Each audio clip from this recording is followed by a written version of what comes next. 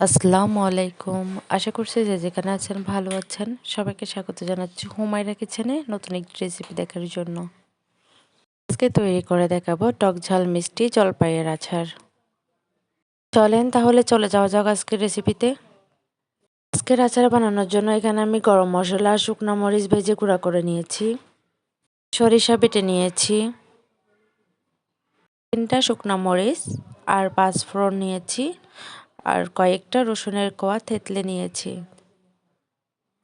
আজকের আচারটা আমি 2 কেজি জলপাই দিয়ে তৈরি করব। জলপাইগুলো ভালো করে ধুয়ে পরিষ্কার করে সিদ্ধ করে নিয়েছি। এখন এগুলা একটু ভেঙে দিচ্ছি। আজকে আমার দেখানো পদ্ধতিতে আপনারা জলপাইয়ের আচার তৈরি করলে কয়েক মাস অনায়াসে সংরক্ষণ করতে পারবেন নরমাল ফ্রিজে রেখে। এখন চুলায় একটা কড়াই বসিয়ে দিয়ে পরিমাণ মতো তেল দিয়ে আর যে রসুনগুলা থেতলে রেখেছিলাম সেই রসুনগুলা দিয়ে নিব। সরিষা বাটাও দিয়ে দিচ্ছি। যখন রসুন আর সরিষা বাটাগুলো একটু লাল লাল হয়ে আসবে তখন তেঁতলে রাখা জলপাইগুলো দিয়ে দিব। জলপাইগুলো দিয়ে ভালো করে মিক্স করে নিতে হবে মশলার সাথে।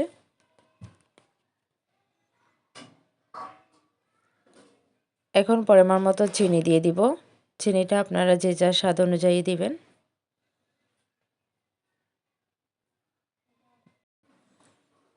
চিনি দিয়ে ভালো করে নেড়ে চেড়ে নিতে হবে যাতে চিনিগুলো গলে যায়।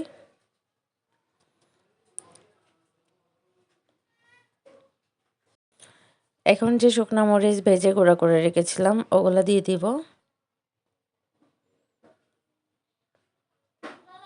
তারপর পরিমাণ মতো হলুদ, সামান্য পরিমাণেই হলুদ দিয়েছি।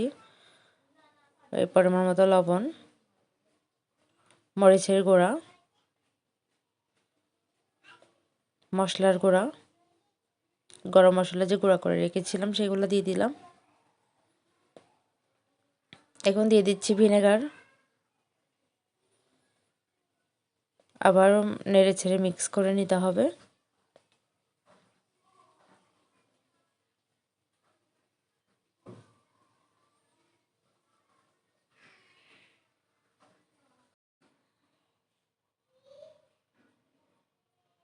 এখন দিয়ে দিব জিরা গুঁড়া।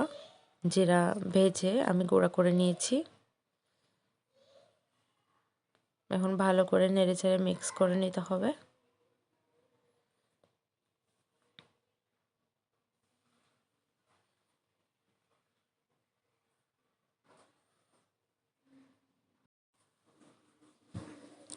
এই তো হয়ে গেছে, এখন নামিয়ে নিব। এভাবে আপনারা আচার তৈরি করলে কয়েক মাস অনায়াসে সংরক্ষণ করতে পারবেন। আশা করছি আমার আজকের রেসিপিটি আপনাদের কাছে ভালো লাগবে। ভালো লাগলে অবশ্যই আমার চ্যানেলটি সাবস্ক্রাইব করে আমার সাথেই থাকবেন।